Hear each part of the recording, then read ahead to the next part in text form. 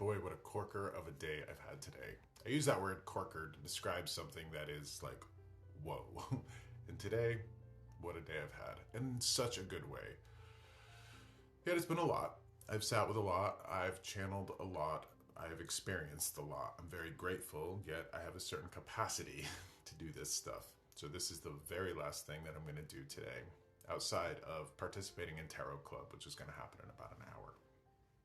So, with that being said, I want to explore with you what just happened to me.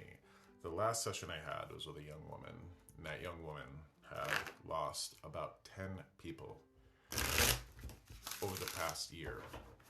10 people. She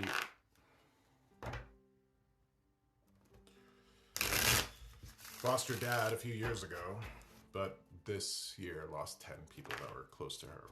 And I personally can't conceive of that pain, that just grief that she was carrying. It was a privilege and an honor to sit with her and to walk her to whatever degree of healing, peace, and closure that I could. With that being said, I had to remind her time and again from all of the spirits that love her that she should take care of herself as best she can, because she would be taking care of the person that they love so much. Not loved, not past tense, but love. She should do her best to not blame herself for things that are outside of her control, as she was doing. She should do her best not to blame herself for things that she had no part in. Now, this is the Tarot Snapshot. This is a 3-card reading that I'm doing at the end of Sunday to show us where we're at.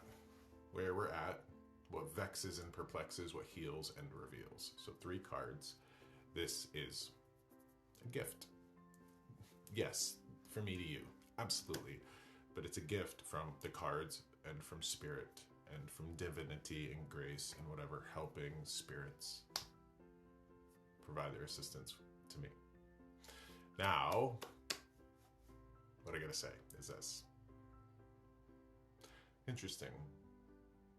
Before I even share the cards to you, what I want you to know is that you're loved. You may not feel it. You may not hear it enough. You might hear it from people that might have an agenda. Oh, my mom tells me she loves me, but that's what a mom's supposed to do. I'm supposed to tell you that you're loved. And I'm supposed to tell you that you are whole and perfect as you are. Every idiosyncrasy, everything that you would consider a failing or a vice or a chink in your armor, what have you, I want you to know that you are loved and that you are whole. You're perfect as you are. That doesn't mean you can't want more for yourself. I have a child. I believe he's perfect. I want more from him. I want more for him. I want him to have the best life. He is perfect, but I want more for him. And, think of it like this. I think that anybody watching this has probably participated in some sort of beauty process, trying to increase their beauty. When you go get your hair done, or you might put makeup on, or you might wear nice clothes, are you trying to be more beautiful? Or are you trying to be less ugly? When you go to the gym or you work out, are you trying to be more fit? Or are you trying to be less fat? When you encounter a sickness, as we all inevitably will, are you trying to be less sick? Or are you trying to be more healthy? And that's the difference, right? Because you are adequate and you can't define your life or motivate yourself from the sense that you're inadequate. You're whole, you're perfect, and it's okay to want more for yourself. It's okay to want more out of this world. Because when you get more and you have more, you become the best version of yourself. And that version of yourself, the best version, the most sustained, healthy, nourished version, makes this world a better place. Of course, Spirit wants that for you. Of course, Spirit wants that for us. So, with that being said, I'm using the Halloween Tarot because it's October. 3 cards. The first card that represents us is this. The Three of Bats. The Three of Bats traditionally in tarot is the Three of Swords, which does talk about heartache. It does talk about heartache. There's traditionally 3 swords going through this heart. Now it's interesting because the swords represent the mind, but cups usually represent the heart.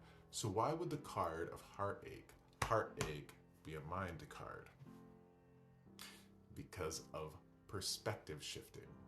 That we can do a great deal of reducing our pain when we shift our perspective.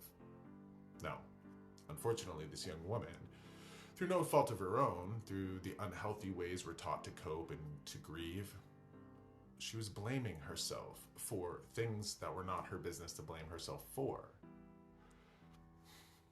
Okay. I walked her through the process. I'm like, listen, if you had people that had gone through all of these tragedies and they were blaming themselves for these things, you encourage them not to, right?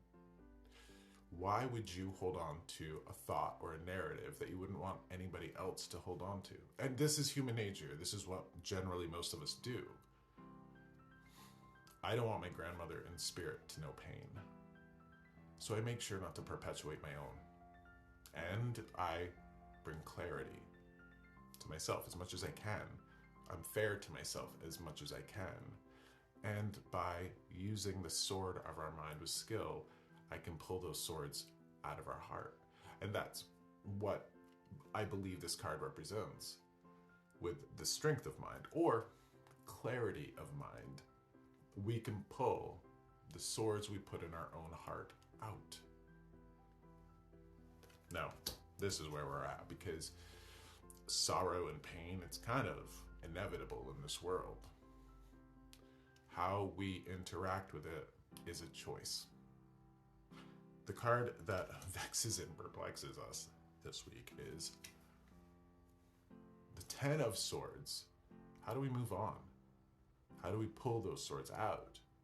Well, we got to lay ourselves to, we got to finish it. It's got to be done. We got to bring ourselves to closure. So the 10 in any tarot cycle means the end of a cycle. So how do we get to the new beginning? How do we go back to the ace? How do we put these worries, tragedies to rest? How do we take the way that we hurt ourselves and stop? Well, this is what I'm going to do. Just show the next card, which is the card that heals and reveals. The Ace of Bats. Oh boy. Okay. So we've got 3 sword cards this week, or bat cards in the Halloween Tarot. So here we are, 3 of Swords.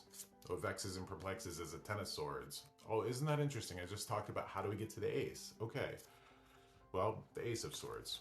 All right. So to me, and I'm going through the traditional Rider-Waite-Smith, here's the Ace of Swords, or the Ace of Bats.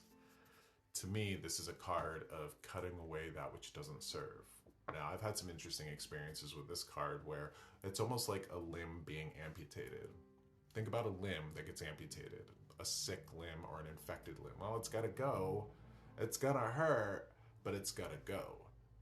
We use the strength of our mind to finally sever away that which doesn't serve, that which might be sick. We use the strength of our mind. And how do we find that? Well, imagine the lengths that you would go to for the peace of your loved ones. I know what lengths I would go to for the peace of my grandmother. And I understand that my suffering is hers, that I don't want her to suffer. I don't want my husband to suffer. I don't want my son to suffer. I don't want my parents to suffer. I have to take care of their loved one, which is me. So I pursue my peace, knowing that it is theirs. And that is clarity, and that is understanding, and I'm going to invite you to do the same. So as always, I want to thank you for being here. Thank you for taking the time to watch this, and I hope that this perspective shift may help you on your journey.